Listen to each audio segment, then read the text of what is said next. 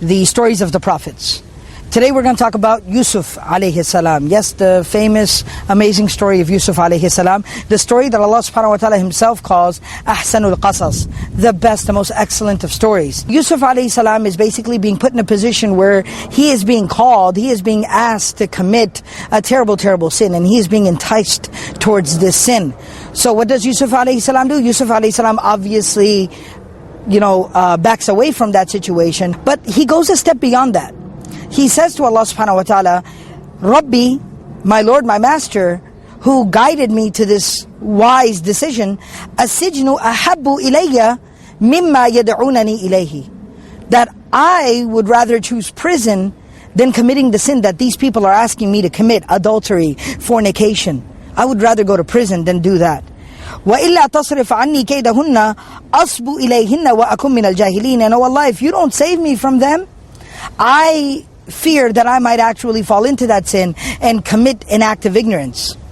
فَاسْتَجَابَ لَهُ رَبُّهُ فَصَرَفَ عَنْهُ كَيْدَهُنْ إِنَّهُ هُوَ السَّمِيعُ الْعَلِيمُ. So Allah subhanahu wa ta'ala says Allah answered Yusuf alayhi salam's prayer and saved him from their trickery and everything that they were planning, and he is constantly listening and all-knowing. ثُمَّ بَدَا لَهُم مِّن بَعْدِ مَا رَأَوُا الْآيَاتِ لَيَسْجُنُنَّهُ حَتَّى حِينٍ. And then basically Allah subhanahu wa ta'ala made it apparent to him that you will serve some time in prison. But Yusuf alayhi salam understood that that was what was best for him at this time. وَدَخَلَ مَعَهُ السِّجْنَ فَتَيَانِ.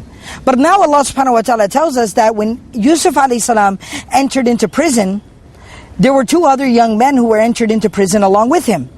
قَالَ أَحَدُهُمَا إِنِّي أَرَانِي أَعْصِرُ خَمْرًا. They come to Yusuf alayhi salam and they say, look, we've heard that you're a special guy, that you can interpret dreams, that you're a very pious, righteous man. Well, one of them says, I saw a dream that I am basically squeezing, extracting wine for the king. وَقَالَ الْآخَرُ إِنِّي أَرَانِي أَحْمِلُ فَوْقَ رَأْسِي خُبْزًا تَأْكُلُ الطَّيْرُ مِنْهُ. And the second one says, I'm seeing that I'm carrying a basket of bread on my head, but what's going on is that these birds are coming and eating from that basket of bread. نَبِّئْنَا بِتَأْوِيلِهِ إِنَّا نَرَاكَ مِنَ الْمُحْسِنِينَ. So please tell us what these dreams mean, because, we obviously see for ourselves. We heard, but now we see for ourselves that you are an excellent, excellent person. You are from those who excel in doing good deeds, a righteous, pious man. So now Yusuf alayhi salam does something very interesting. They're asking for the interpretation of their dreams. Yusuf alayhi salam says, this is the ideal opportunity to have a very important conversation. What does he say? قَالَ لَا يَأْتِيكُمَا طَعَامٌ تُرْزَقَانِهِ إِلَّا نَبَّأْتُكُمَا بِتَأْوِيلِهِ قَبْلَ أَنْ يَأْتِيَكُمَا. He says that, first of all, let me establish one thing.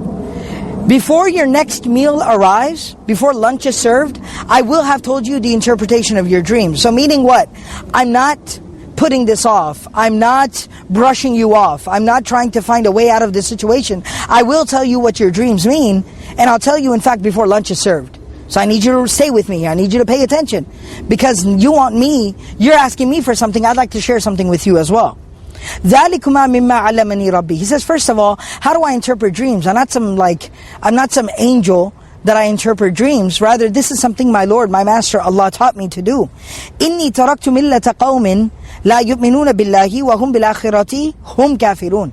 He says, I have left the religion, the way of those people who don't believe in Allah, and they disbelieve very vehemently in the life of the hereafter. They reject belief in the life of the hereafter.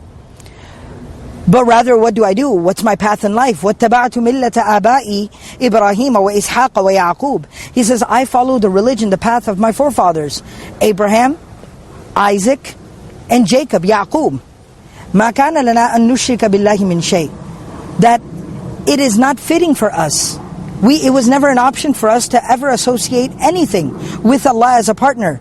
ذَلِكَ مِنْ فَضْلِ اللَّهِ عَلَيْنَا. This is from the huge blessing that Allah has showered upon us.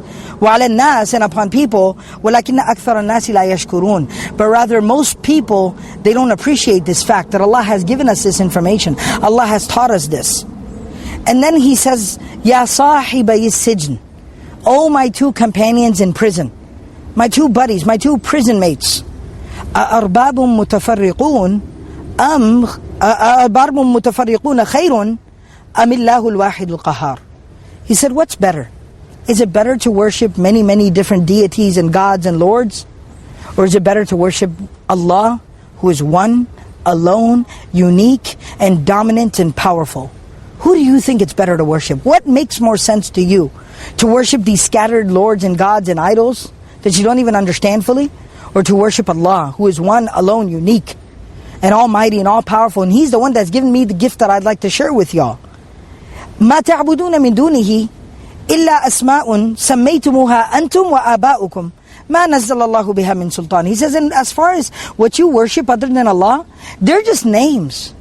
These are just random ideas. These are fables. These are myths. These are names that you and your forefathers came up with. Allah never sent down anything that establishes this fact.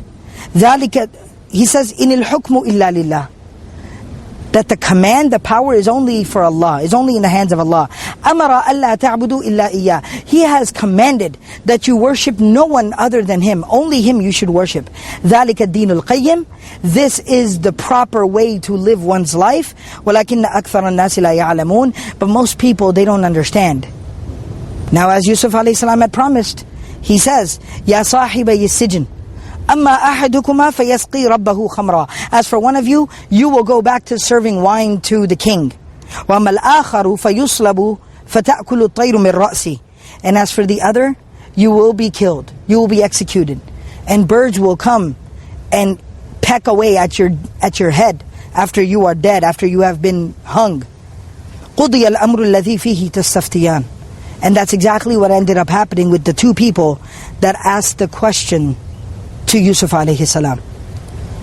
So this is a very interesting story from the life of Yusuf alayhi salam. This is an amazing event from his life, from his story that's told to us in the Quran. Why did I choose to share this story with y'all today?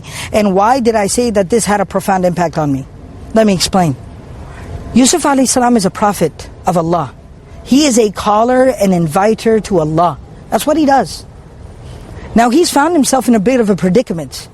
He was dealing with some serious circumstances which lead to him in being in prison. But he does not let that stand in the way of him living out the potential, the purpose of his life. He does not let that get in the way of his identity, who he is, the purpose of his life. He is a prophet of God. He is a prophet of Allah. He invites people to Allah. So if he's out in the open, if he's free, if he's in the free, if he's living at home, he invites people to Allah. But if he is locked up in prison, he still invites people to Allah. And then a couple of quick tips for that person doing some work of da'wah, talking to people, trying to invite people to Allah. A couple of tips we pick up from Yusuf alayhi salam, a prophet of Allah. Number one, look for the opportune time. When you have people's attention. When you are sitting and conversing with people, exchanging thoughts and ideas with people. And that's when you go in. That's when you try to, that's when you basically share this message with them. The second thing is that Yusuf alayhi salam doesn't just abstractly talk about Allah, but what does he do?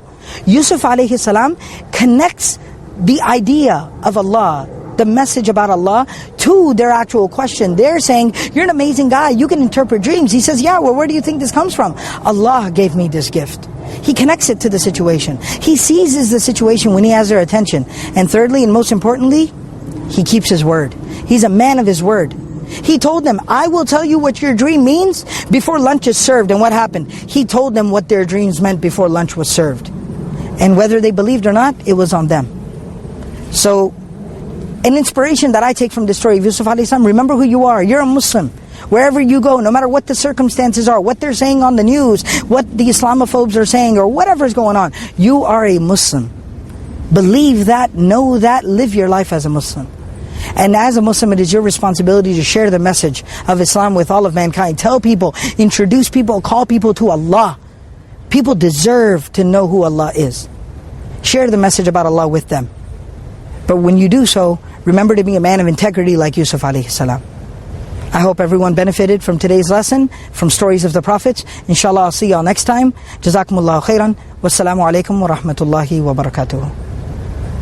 At this point, I've pretty much given up all hope of actually making it back home, so I decided I would just record a couple of more sessions while I am out here before it gets dark.